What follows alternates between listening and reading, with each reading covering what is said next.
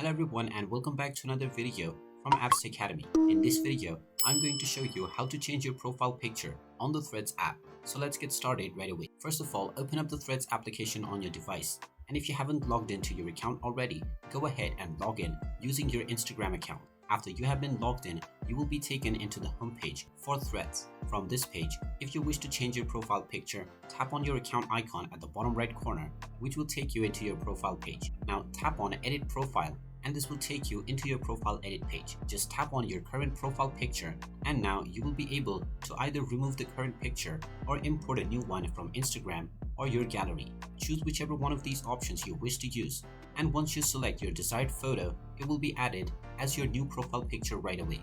Once you have added your new photo, tap on the Done button at the top right corner and your changes will be saved onto your profile right away. And there you have it. That is how easy it is to change your profile picture on the Threads app. If you find this video helpful, make sure you hit that like button and subscribe to our channel if you haven't done so already. Also ring that notification bell to never miss another update from us. Thank you for watching and I will see you again in the next video.